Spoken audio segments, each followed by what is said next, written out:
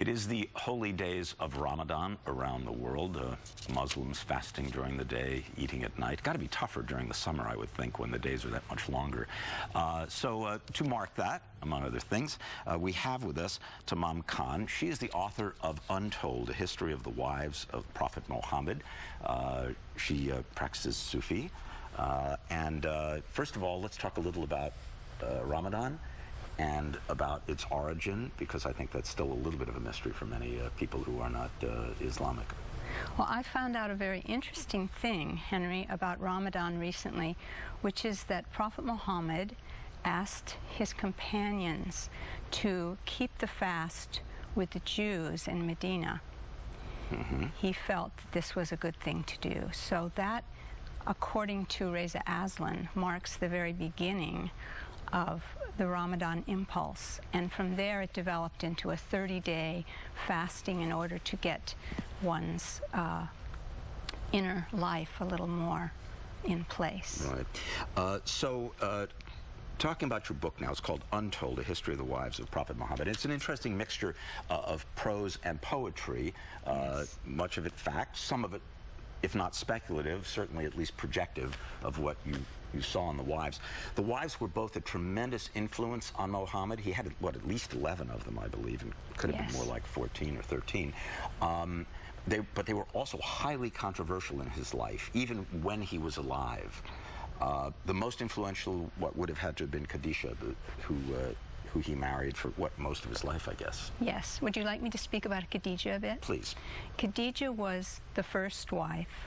She also was his only wife for 25 years. People don't know that.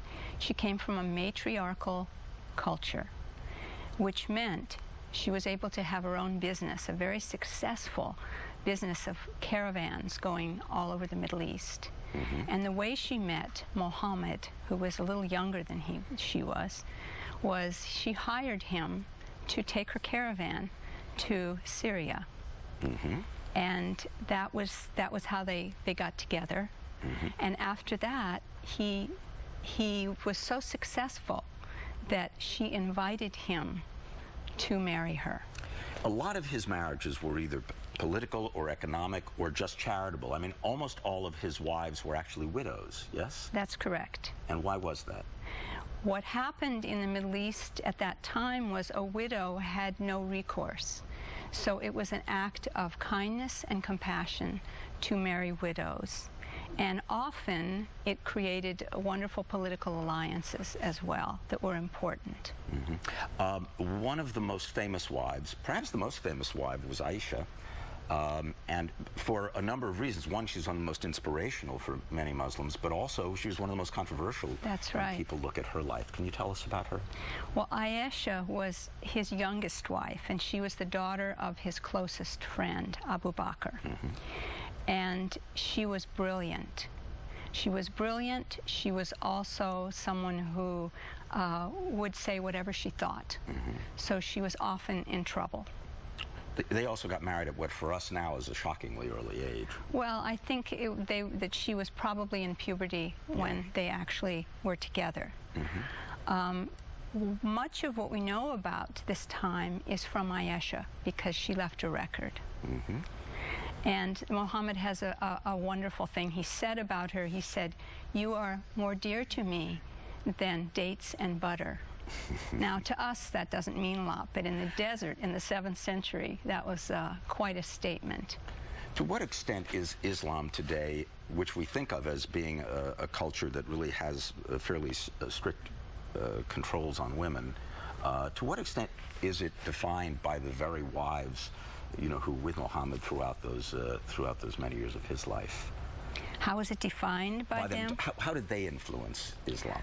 Well, I think in many cases, Salama, for instance, made sure that the Prophet was aware that there wasn't much said in Revelation about women. And after she had stated, we need some comments about inclusive of women, then Revelation came forth with that particular message. This is for men and women. This is for men and women. And there was also, he worked very hard. We need to know this about Prophet Muhammad.